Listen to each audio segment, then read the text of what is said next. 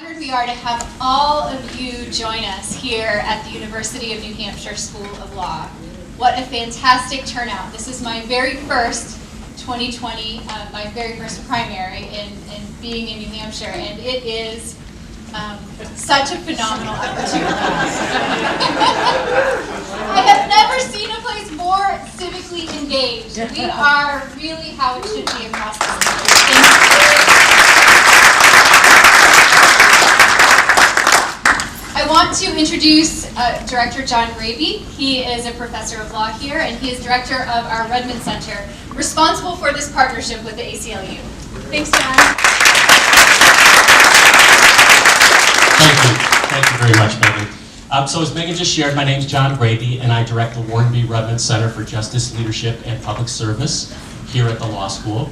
The center supports students who are interested in public service lawyering, with curricular support, experiential support, and financial support. And we also serve as a face of the University of New Hampshire here in Concord, the state's capital, at least insofar as we put on public programming that aligns with our mission. We are so pleased to partner with the A.C.L.U. of New Hampshire to offer this series on civil liberties and the presidency. Tonight we welcome Julian Castro, who announced his candidacy for the presidency in January. He was the U.S. Secretary of Housing and Urban Development from 2014 to 2017, and was also the mayor of his hometown of San Antonio, Texas from 2009 to 2014. Moderating tonight's presentation will be Jeannie Hruska from the A.C.L.U. Both the Redmond Center and the A.C.L.U. of New Hampshire are nonpartisan, and neither endorses political candidates or parties. And with that, please join me in welcoming Secretary Castro.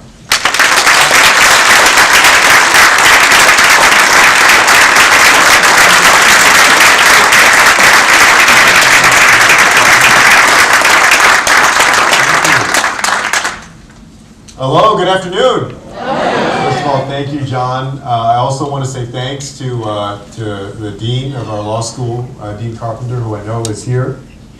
Okay. I don't even need the microphone. And also to, of course, let's give a huge round of applause to the A.C.L.U. of New Hampshire. And for all of you for being here, I imagine that many folks in this room, this is not the first time that you've been to a conversation about civil liberties in our state, in this state, or in our country. I imagine there are a lot of folks here who have worked hard to ensure that our civil liberties are protected and that they're strong in this 21st century. Gracias. Thank you very much for all of the work that I know many folks in this room have done to ensure that our civil liberties are protected. I'm Julian Castro. I feel like I need a name tag these days because I have a twin brother. His name is Joaquin, and y'all may have seen him on MSNBC or CNN. He's in Congress. It was actually his resolution last week that the Senate voted on to block the declaration of a national emergency by President I'd like to think, that my baby brother, I mean that, he's 1 minute younger than I am. He's doing well for himself. My brother and I grew up on the west side of San Antonio with my mother and my grandmother. My grandmother had come over from Mexico when she was 7 years old with her younger sister because their parents had passed away. And their closest relatives lived in San Antonio, and so they came across the border at the small town of Eagle Pass, Texas.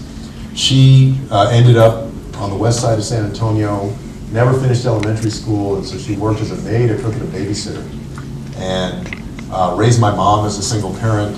My mom raised my brother and me as a single parent. We went to the public schools of San Antonio, and then had the chance to go to college and to law school, to come back home to San Antonio, and I got elected and served on the San Antonio City Council starting when I was 26 years old, and then eventually, a few years later, got elected mayor of the city and served 5 years as the mayor of my hometown until the middle of 2014. I got a call on April 16th, 2014 from President Obama, and I remember the date because it's not every day that the president calls you and asks you, "Do you want a job?" I had just driven through the drive-thru at Panda Express. The phone, you know how sometimes the phone says blocked or unknown? It said private. And so if you ever get a phone call that says private, pick it up. I ended up serving for 2.5 years as the Secretary of Housing and Urban Development. And during that time, getting to travel to 39 different states, 100 communities, big and small, getting a real sense of the challenges that communities are grappling with when it comes to not only housing, of course HUD handles housing, but also everything that's connected to that. Transportation, infrastructure, education, the environment that folks grow up in, neighborhoods, and how we can invest in them. And get to see communities that were doing great work and succeeding, and others that were doing so-so, and some that were way behind. And so I got a great look at what's happening in our country. I'm running for president because I believe that it's time for new energy and new leadership in the White House. Because I feel very blessed with the enormous opportunity that I've had in my own life to go to the public schools, to go to college, to go to law school, to become the first in my family to be a professional as an attorney, and to serve my community, both at a local level and a national level. And because I'm convinced that we need leadership that can move us forward as one nation with one destiny. And that destiny in this 21st century is to be the smartest, the healthiest, the fairest, and the most prosperous nation on earth. It's the smartest, the healthiest, the fairest, and the most prosperous nation on earth. Tonight we're going to have a conversation that really touches on all of those things, but focuses, of course, most especially on how we can ensure that we are the most fair, the fairest nation in this 21st century. So I believe that in the years to come, we need to do bold things to ensure that we're more fair. We need to reform our justice system, starting with the way that police departments across the United States treat people. I believe in transparency, that we should equip our police departments with body cams, that we should take the recommendations of the task force on policing in the 21st century that the Obama administration established to improve relationships between police departments and communities across our country. That we should ensure that more officers are recruited from neighborhoods that they're going to be patrolling, so that they have a better understanding of folks who live in those neighborhoods. I had the chance as a city councilman and mayor to work with many, many police officers. I know many of them do a great job. I also know that too often times, though, if you're a young black man walking in the streets of a community in this country, that you're treated differently, and that that's wrong. I was in South Carolina just yesterday, and in Charleston, and it has struck me that if Dylan Roof, who shot up a church, Mother Emanuel Church in Charleston, can be taken in without incident, apprehended without incident, as he should be, then so can Eric Garner and Stephon Clark.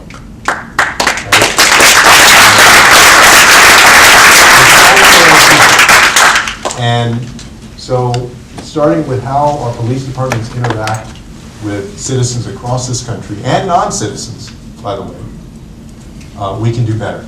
Secondly, we need to ensure that you are innocent until proven guilty, no matter who you are.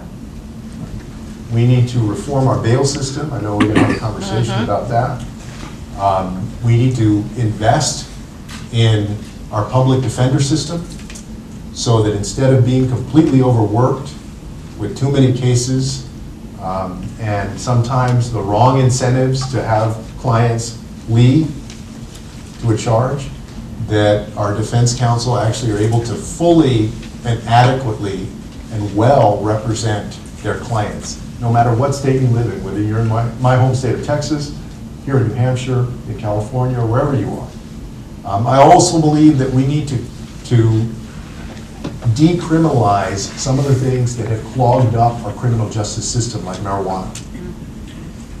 We have a blueprint now in states like Colorado that have demonstrated how you could do this course, we're going to regulate it.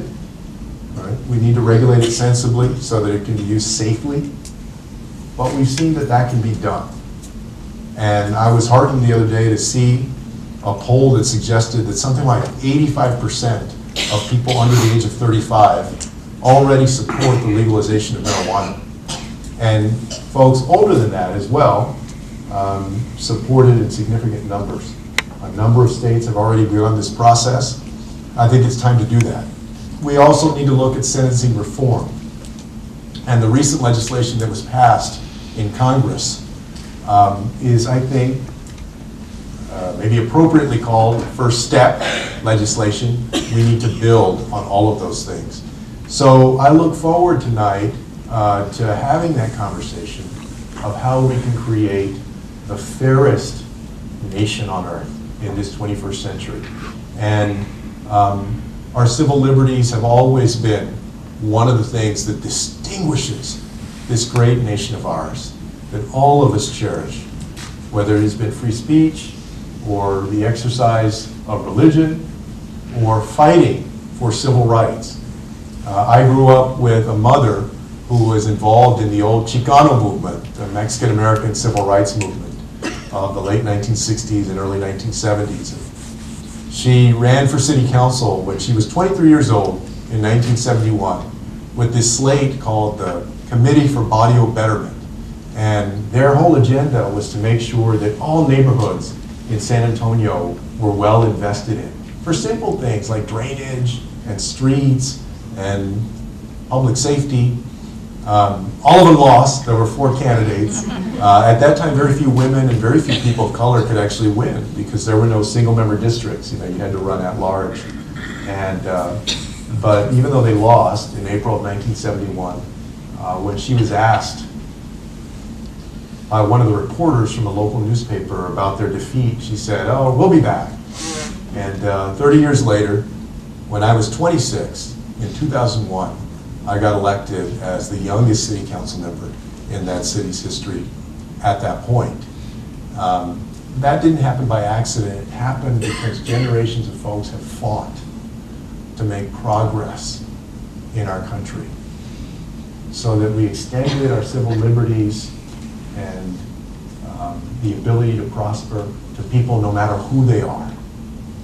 We're reminded of the importance of that just last week. And I believe one of the most important things that we can do is make sure that in the years to come, that instead of fostering and fanning the flames of division and hate and bigotry and creating other, whether that's immigrants or people of color or people who are poor, that we come together as a country and that we embrace that kind of leadership. That manifests itself in leaders, in politicians, but more importantly, it manifests itself in our laws and the way that we protect them and the way that they're enshrined in our Constitution. So muchísimas gracias for having me here today, and I look forward to answering some questions. All right.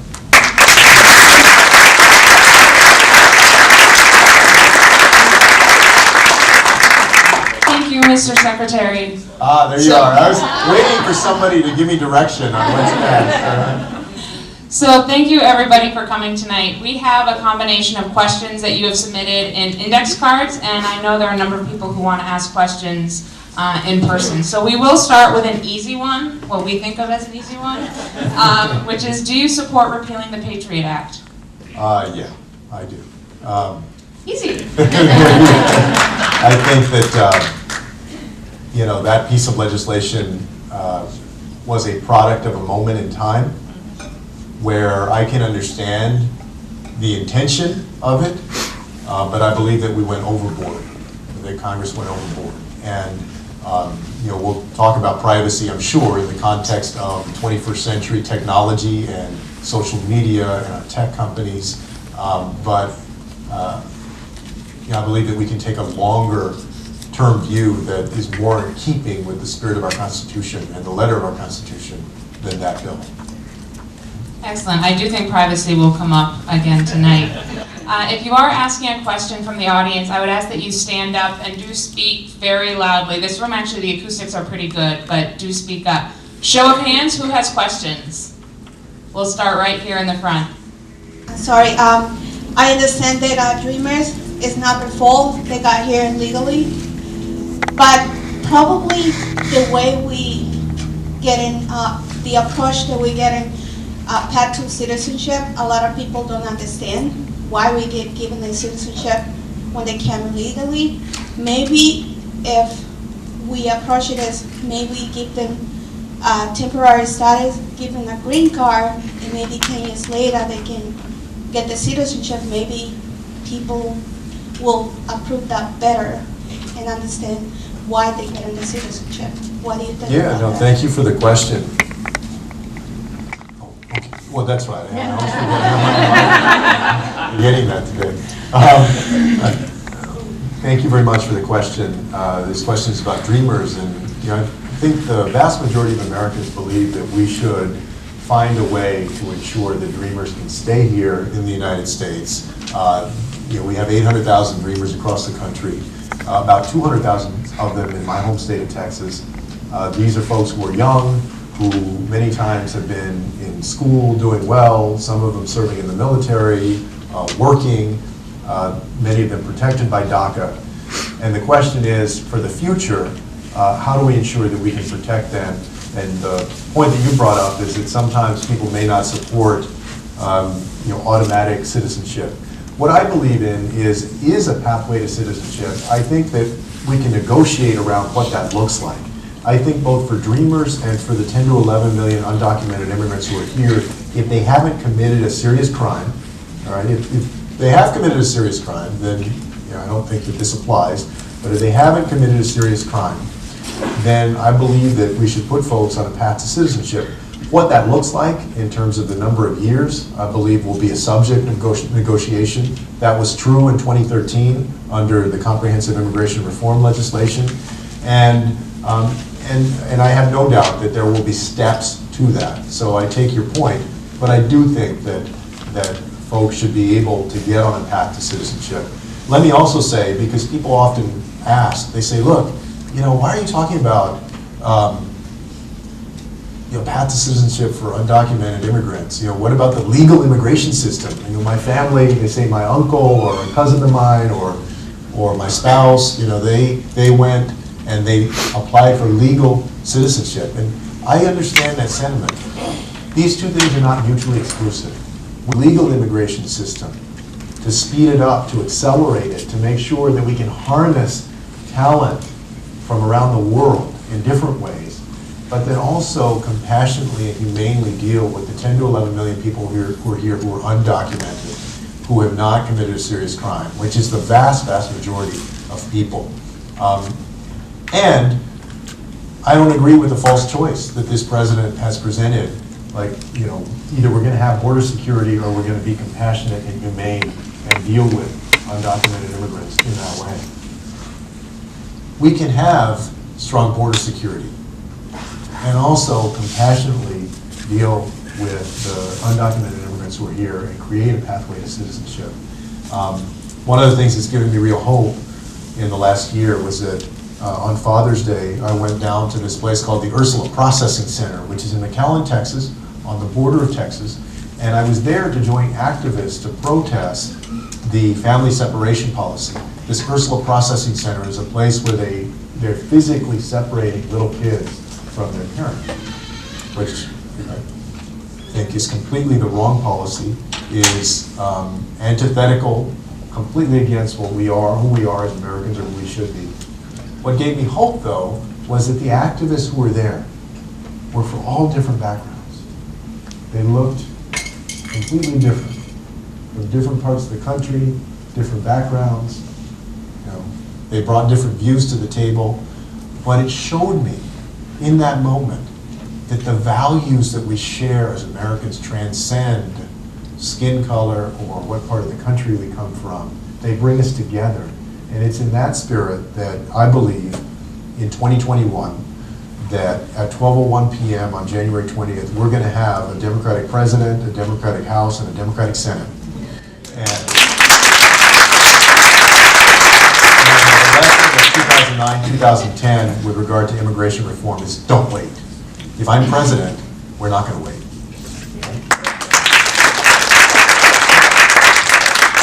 So we're going to go back and forth so that folks who've submitted questions get theirs asked. Here's another one. Will you support the accommodation of trans inmates, including access to hormone replacement therapy and gender affirmation surgery? Yeah, I do support that. I support accommodation for transgender individuals. Let me give you two examples of what I've already done. I was mayor of San Antonio for 5 years. In 2013, we passed an ordinance, a non-discrimination ordinance in our city, which basically said that in San Antonio, people could not be discriminated against because of their sexual orientation or their gender identity. There were some folks that said, look, why don't you just make it apply to people who are gay and lesbian and bisexual, but not transgender. And we said, no, it has to apply to everybody, including the transgender community. And it did apply to the transgender community. When I was at HUD, we promulgated an extension of the equal access rule to make sure that folks from the LGBTQ community, if they present themselves at a shelter, for instance, could get accommodations that are in accordance with their preference. And that's what I believe about how people should be treated. Civil liberties questions from the audience. I know there's lots. We'll go up. In the caramel sweater? My name's Lynn Steakhouse. I ran the transgender non-discrimination campaign that was successful here in New Hampshire last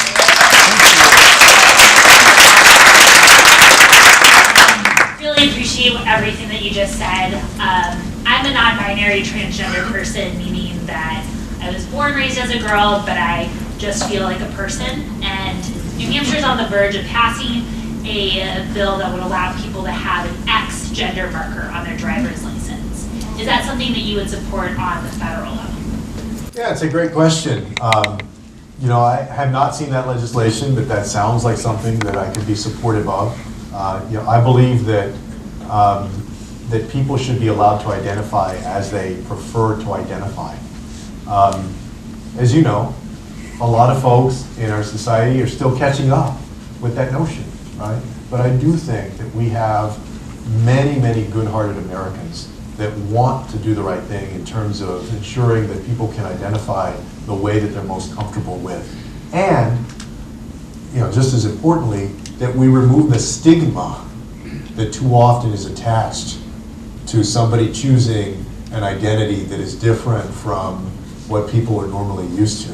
And so as president, I would make sure that we're a strong partner with states, with local communities, to remove that stigma and also support efforts to have people be able to identify as they choose. Back to privacy.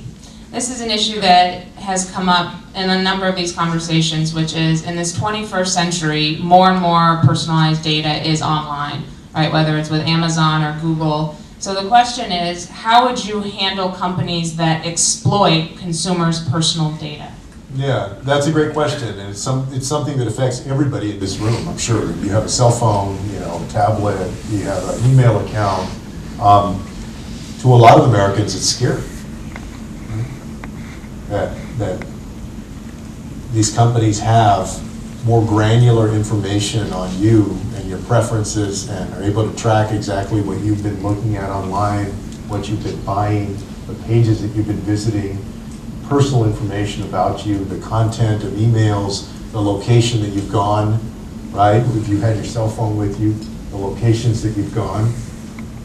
Now they say that they don't disaggregate a lot of that data, but the fact is that many times they can actually drill down if they wanted to, or that information in the hands of people with malevolent intent can be misused. So here's what I believe. First of all, I believe that if that data is going to be allowed to be collected by companies, especially if companies have built their business model on this, there should be a much more straightforward and upfront consent process that is there so that people choose or not choose to participate in that. I also agree with looking at some of these ways that people have suggested that consumers themselves get to share in some of the profits of this. Because it's your personal information, it's your data that basically is being sold. You are creating that for these companies. Right? Whether we tax that, and that's a public good, or literally people get some sort of recompense or compensation for that, I'm open to considering different plans to do that. You know, I have not settled on one way of how we would do that, but I'm open to considering that. I also believe that there need to be greater penalties for especially these huge companies, whether they're credit card companies, whether it's a huge retailer or other big companies that don't take necessary steps or sufficient steps to secure your data, and then your personal information ends up in the hands of people that do want to use it for the wrong purposes. I believe in stricter penalties, punishment for companies when that happens, and essentially curtailing the ability also of companies to use data in the ways that they've been able to use it so far. So it's something that concerns me. You know, I have been pleased to see some of the steps that California, for instance, has taken on this. I know that there's legislation in Congress that has been proposed, and I'm generally supportive of those efforts to limit the use of that data by private companies. Follow up on that you actually hit on without using the term. The proposal out there is to give people a property interest in their data, right? So that's where then you get paid for it, because it's your property that all these companies are using. Would you support that proposal? Well, you know, I actually have not heard it expressed in that way, but I agree with the idea, sure. I've not seen any legislation on that, what that looks like, but just the concept of that, yeah. I mean, you know, it gets to me. I mean, I think it gets to a lot of consumers to think about how much data is collected and that you are basically the product that these companies are selling. Your information is the product. And you need to have more consent as to whether that data is going to be collected. And that's hard because a lot of times on our phones, we have a million different apps on there. And sometimes, even when you say, no, don't track it, it turns out that some of the information is being tracked. That needs to be tightened up. And then secondly, yeah, some way that even if you do engage in that, that the consumer himself or herself can benefit. Excellent. Questions? Should we go to this side of the audience? We don't have anybody brave enough. Planned Parenthood, how can you not support Planned Parenthood?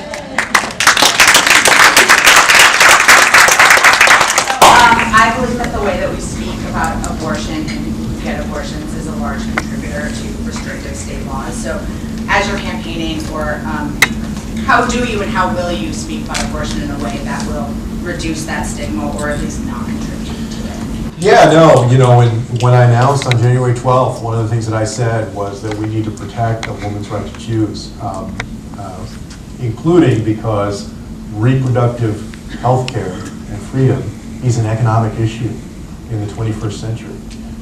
And you know, I've talked about the importance of protecting that right of a woman in consultation with her doctor to be able to make that choice. If I'm president and I have the opportunity to make appointments to the Supreme Court, that's one of the things that I'm going to be very mindful of. I think all of us are concerned. Those of us who support choice are concerned about the future of the Supreme Court and decisions that might come down because of the composition of the court today. So during the course of this campaign, I'll continue to talk about the importance of that right in all of its different ways as not only an economic issue, but also a civil liberties issue, and connect the dots of that to the decisions that we made on the Supreme Court and in other ways. I want to get into an issue now that you've brought up along the campaign trail that I know there's a lot of interest in, which is reparations. We were talking before the event that it's actually incredible progress that this conversation is being had. I think it was just a few years ago where the word reparations was controversial, and now there's actually a discussion about it. So you've mentioned that you support them. We would like to have more detail as to what you mean when you say you support reparations. Yeah, I was asked this question a few times over the last few weeks, and the question was, do you support reparations for descendants of slaves? And what I said was that this is not an issue that I see through a political lens. I just see this as right and wrong. That I have long believed that in order to heal as a nation going forward, and because of the injustice that was done many years ago, that we should offer reparations to the descendants of slaves. I've said that under our Constitution, if we compensate people because we take their property, why wouldn't you compensate people who actually were property? And some people say, well, nobody alive today was a slave. You know, if they take your property and then you pass away the next day, your estate can still pursue recompense against the government for that taking. That wrong never goes away. It hasn't gone away. It has not gone away.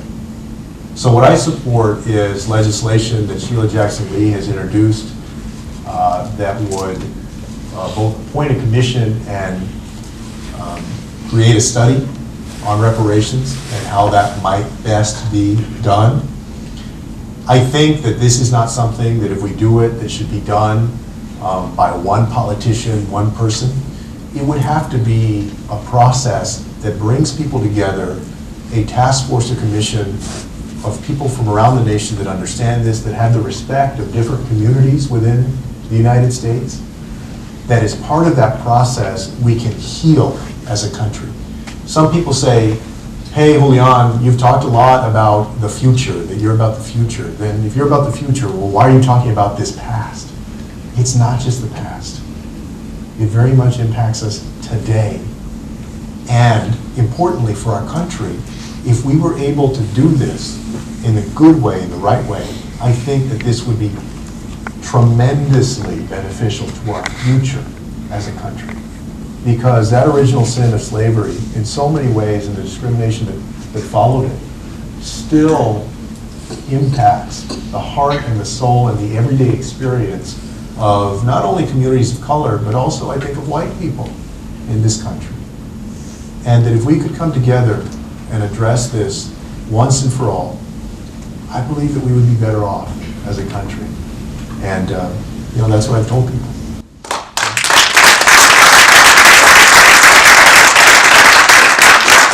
I want to be responsive to the question, and there was a follow-up which said, what about the GI Bill and using that as a model for reparations? What are your thoughts on that? So some folks say, well, look, is what you have in mind something that is direct to the descendants of slaves, and how would you figure that out? Or is it something that's more general? And my answer to that is, in my rendering of this, it's something that is more direct. That doesn't necessarily mean that it's a literal check, but some sort of recompense. However, I do believe in a process to get there. And so it's not, I think that we need to get there through a task force or a commission that can look at it and understand it and come up with recommendations on how to best address this. Now, I won't pretend that this is not a very, very controversial issue. It is that there's a tremendous amount of disagreement on whether it should be done in the first place, and if we did do it, how it would be done. So I think this is one of those issues where the process is as important as the end result. And if we were going to do it, we need a process that is very inclusive and that ends up with a result that the nation can believe in and that the nation helps heal because of. And that can't be done, I think, just because even if it's the president, one person believes in this way. I think it has to be done in a more inclusive way, in a healing way if we do it. A hand keeps raising here in the third row. I want to talk to you about incarceration. How would you get the federal government out of allowing corporations to run federal prisons? Yes. Yeah. There are certain things in this country that I don't think are best determined by a profit motive. Obviously, there are a lot of things that are, the profit motive is good. You go buy a car, right? Buy a house. Everything we buy, groceries and so forth, that's the system that we live in. We have to address inequalities in that system, make sure that more people can prosper, that everybody can prosper. However, when it comes to something like healthcare, I don't believe that whether you have money or don't have money should impact whether you can get health care, not health insurance, but health care when you need it and the medication that you need. And also, I don't believe that a profit motive should influence our criminal justice system and whether somebody ends up incarcerated or not. And I think that in too many communities, we've gone too far with this incentive almost of putting more people behind bars, because there's an industry, a cottage industry out there of folks who have an interest in more people being behind bars, whether that's in the context of immigrant detention centers, like we've seen, or in the context of private prisons. And so I would work to reduce and eventually eliminate that. Now, I mean, if we think about that for a second, right? What is the best way to do that? I think the best answer is not just to build more prisons. The best answer actually is to cut off that pipeline so that more young people have an effective first chance in life to improve our schools, to reform our criminal justice system and our sentencing, to give folks better counsel so that you don't have to be wealthy and able to hire good lawyers, if you're innocent, to abolish the death penalty, which I was glad to see California do. I was in California about, I'm losing track of time. It was like 3 weeks ago. Yeah, I've traveled like all of the other candidates. I've traveled a lot. But I was at an event with the gentleman that heads up the community college system in California, or actually in LA. And he said something that stunned me. He said that in the last 25 years, since 1994, that California had built, in that time, one new University of California, or California, I think it's Cal State, or maybe it was University of California at Merced, basically a state university. And in the same time period had built 22 prisons. And this is in California. You can imagine in some of the other states, if you started doing that math. So I think the answer is, and this is part of my vision for the future of this country, is that we need to invest in people in the first place. We need better child care options. We need universal pre-K. We need to improve K through 12 education. We need to reform the way that a lot of police departments deal with, especially young people of color.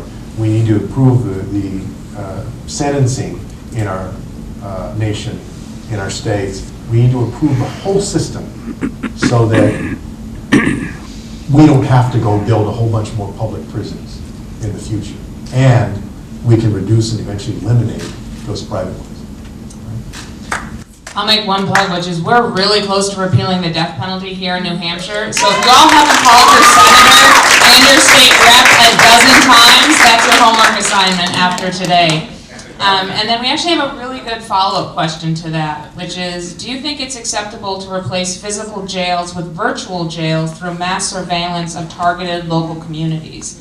How do you propose stopping the use of mass surveillance from turning targeted communities of color and poor communities into open-air prisons? Well, honestly, I had not heard it expressed that way. That's a powerful way to express it. But I take the point, right? Everything from red light cameras to the use of cameras, surveillance on communities. Again, I think that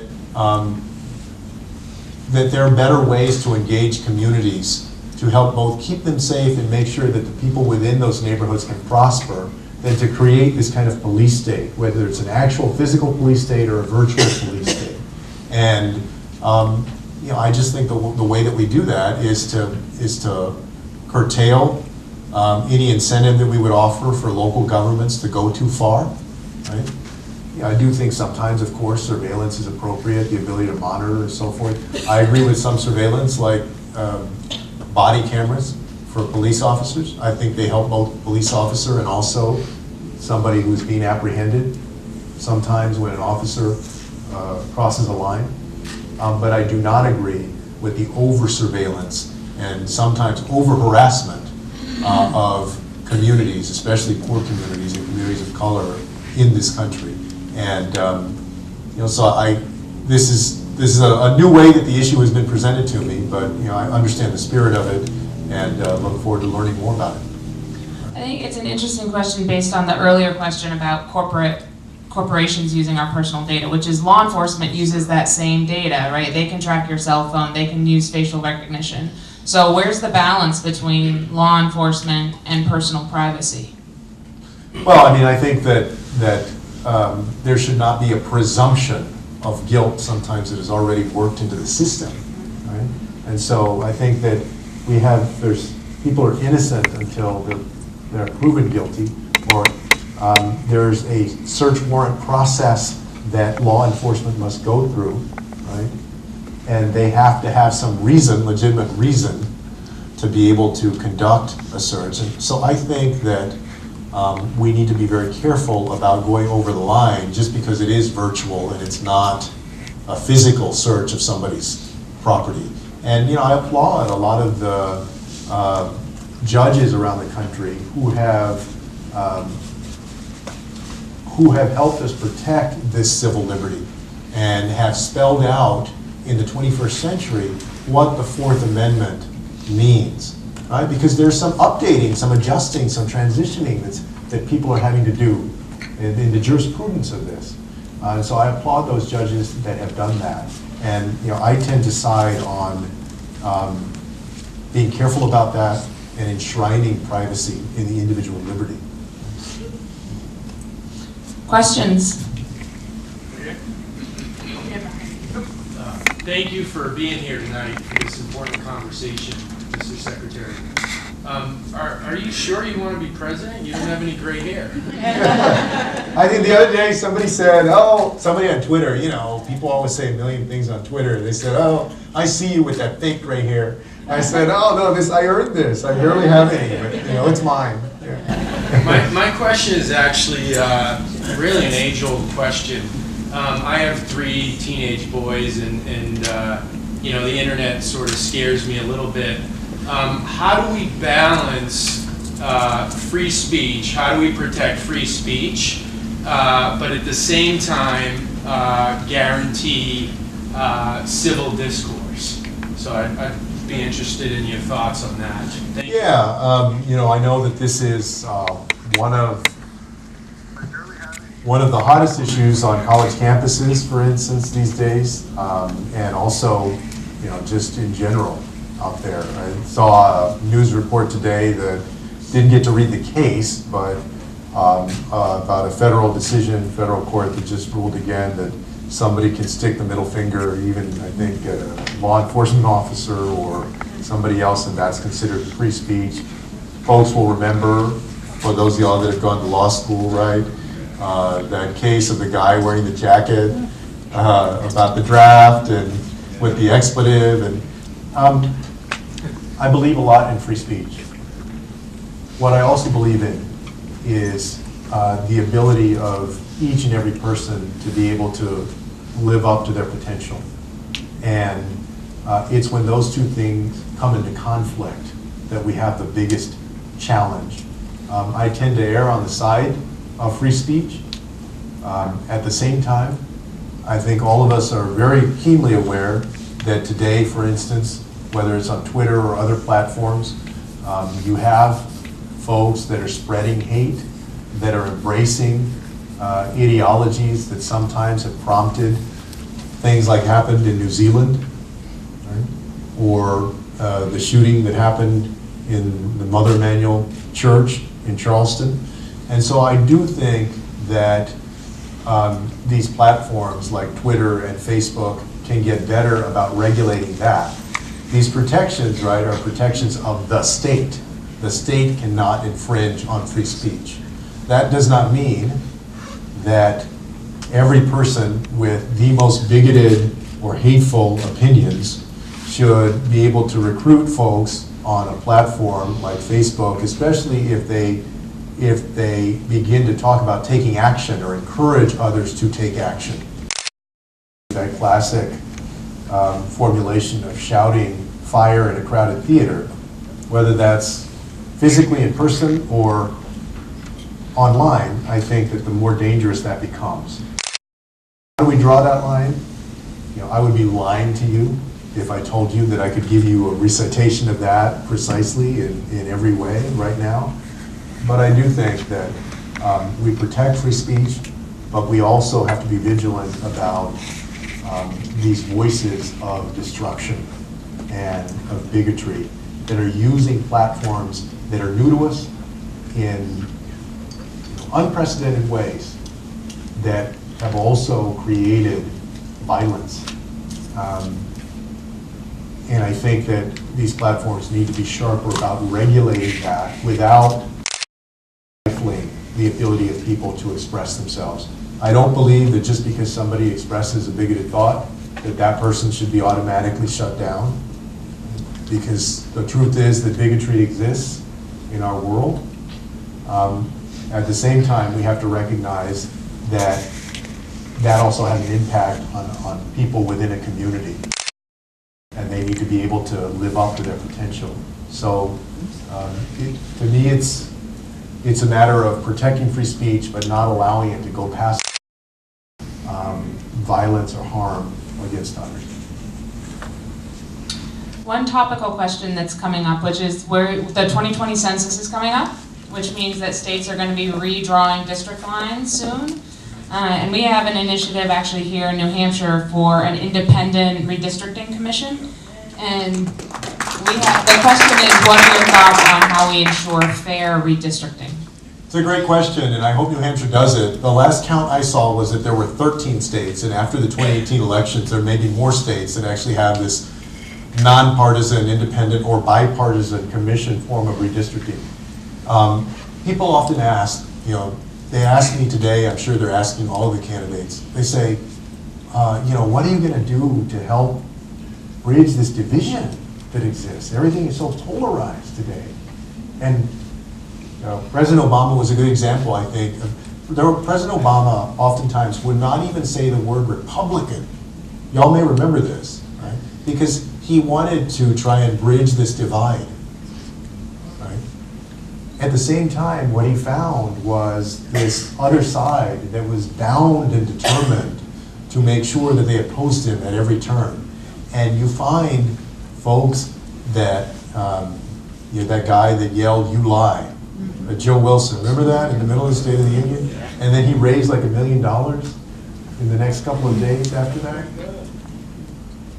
That sometimes the system is rewarding this extremism. So I tell people, one of the ways that we reduce that is through independent redistricting, so that the politicians can't select their people, but the people are able to truly select the politicians. And to do that, you need a neutral or independent form of redistricting. The way that I would do it is we would see if we can tie federal funding in some way to states to encourage them to move to an independent redistricting system. My home state of Texas is one of the worst examples of this. I don't know if y'all know Lloyd Doggett, who represents the district that goes from Austin to San Antonio. Lloyd's district, it goes from downtown Austin, and part of it is snakes down for like 60 miles down I-35, and then hits downtown San Antonio. Two communities that are an hour and 20 minutes apart. So, they're not communities of interest for those of y'all that know redistricting lingo, right? They're so far apart, they're different communities with different needs, but they've done that because Austin is like this bastion of progressivism, and they wanted to weaken the ability of Austin to elect more than one congressional representative in Texas. And it's shameful. If we're being honest. We also have seen some, but I think less, but some examples of democratic redistricting that has done that too.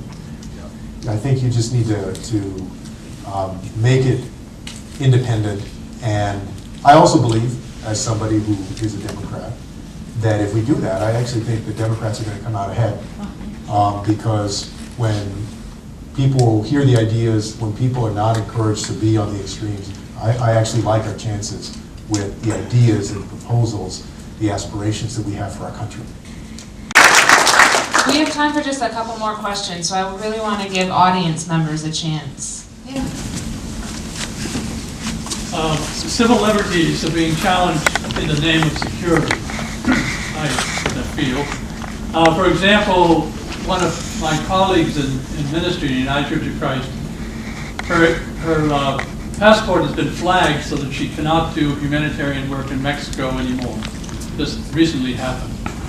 I would like to know, and I think that, and I understand that our Homeland Security and a lot of our law enforcement is being trained in these techniques and tactics by the Israeli Defense Force. And there's a lot of exchange going on, a lot of training. I'd like to know how you would respond to that and work with that issue. Well, which part of it? Well, the fact that that we're using the Israeli Defense Force as a training ground for our police forces, and both the local police forces and the state and Homeland Security people. Well, I mean, I think that we need to demilitarize our local police departments as it is. I don't see the reason that many of these police departments have what, basically the machinery of war in their arsenal. And I believe, in fact, that sometimes that, not all the time, but sometimes that is encouraged, almost incentivized them to make use of that machinery when they don't have to. So in general, I think that we should demilitarize those police departments. As to your specific question about any training, I wouldn't say that I'm categorically against our police departments training with our military or with another military. We do a lot of joint training, military to military. But I don't think that policing in this country should be approached as a military endeavor. I think that's the wrong mindset. So if that's the purpose of it, I disagree with it. If the purpose is to sharpen the skills of police officers for policing, then I'd be willing to consider that, and as president, maybe be willing to support funding of that, but not something that puts police departments into a military mindset, because that is not their job. And in fact, as a city councilman and as mayor of San Antonio, what I saw was that we get the best results in terms of reducing crime, improving quality of life, and the ability of people to reach their potential when we engage the community in community policing, when police officers are on the ground, when they're striking up relationships with mothers and fathers and grandparents and the kids that play out in the street, playing basketball or at the rec center or wherever they are. We would do much better to invest in that than to invest in the machinery of war. Can I ask there was one written question actually that hits upon what you just said, which is, how would you incentivize police departments to recruit new police officers from impacted communities? Yeah, no, there was a program in San Antonio that essentially it was and now I'm forgetting, I think it was called now I'm losing the name. But this program essentially would go and recruit high schoolers in distressed neighborhoods to pair up with police officers and go on ride-arounds with them. Now, of course, these were age-appropriate ride-arounds, but I think it was called the Explorer program. The Explorer program. But essentially, and they had this for firefighters and also police officers and a couple of other careers. One of the ideas was to take folks who are in these neighborhoods that too oftentimes are over-policed. Too oftentimes, the folks in these neighborhoods maybe are treated differently than people in more affluent neighborhoods. It introduces them to policing, and it helps create a pipeline of young people who have an interest. This is an interest they have themselves. It's not compulsory. They're interested in going into policing. And it's great because it creates a greater pipeline of people who are not afraid of the folks who live in poor neighborhoods or live in mostly minority neighborhoods. That's not an indictment of all police, because I don't think all police are afraid, but I do think that the violence that we see sometimes is because of the misunderstanding or the fear, and sometimes the bigotry that exists toward young black men or young brown men or women in this country. So I would fund efforts like that start from people in high school who want to be in that career, or if they're at community college, or after that, to recruit. In addition to all of the other things that police departments do right now, and looking at some of the standards that we've set that had a disproportionate impact, or disparate impact, on keeping out women and people of color over the years. A classic example of this, remember being, strength tests that didn't really relate over the years to what you had to do in the job, or height tests that some departments used to have that kept out a lot of women and kept out, some communities. All of those things. So we need to look across the board at how we can better recruit from those areas, and also continue to look at the standards, and make an extra effort also just traditionally to recruit more women, more people of color. And the last thing I'll say about this is better understand the psychological profile of people that are recruited into police departments. I think that we can do a better job of that, because too often times we found that it's a relatively small number of officers that actually are the ones that continue to have issues. And a lot of times they may have an anger issue or something else that should have been picked up on in the recruitment process, the hiring process. So we need to continue to get better about that, and we would fund and incentivize through the Department of Justice getting there. Right? Excellent. We have time for one more. An enthusiastic hand raised here. Yes, I'm just curious what your position is on ranked choice voting. It's a great question. Let me start off by saying that I have not seen yet a ton of results about ranked choice voting. My inclination is that I like it, I agree with it. Yeah, ranked choice voting. So basically, we know how usually voting works, that you have a general election, and then if nobody gets more than 50% or 50 plus 1 of the vote, you have a runoff, right? That's traditionally how things work. Ranked choice voting is that you get to rank your choices 1, 2, 3, 4, and so on. There's whatever the number of candidates in the race are, and then it's basically in rounds. If nobody gets 50 plus 1 in the first round, then the person that gets the least, I think, is eliminated, and it's run again based on people's second choices. And then if nobody wins, it includes people's third choices, and so on and so forth. Only you go to the second choice for the people that gets eliminated. Everyone else stays on the first. There you go. That's yeah. So, places like, I think, Minneapolis, Maine have adopted this. My inclination is that that's helpful because it's a fuller expression of the voter's intent from the very beginning. But my honest answer is that I'm not 100% able to commit to that right now, because I will take the time, but have not taken the time so far to look at all of the implications of that. What I want is to make sure that the true will of the voters is reflected. And I do think, in general, that that's the case with ranked choice voting, but I want to educate myself a little bit more on the different implications of it if we used it in a broad way in national elections. Well, I want to thank everybody for coming tonight, and before you leave, I'm going to take 1 minute to plug what we call the A.C.L.U. voter campaign. The A.C.L.U. is running a campaign this primary to elevate civil rights into the presidential primary narrative with events just like this one. This was a wonderful discussion. I appreciate every single question that was incredibly civil liberties driven. So if you're interested in joining this incredible campaign as an A.C.L.U. voter, I encourage you to check out our website, which is www.aclu-nh.org.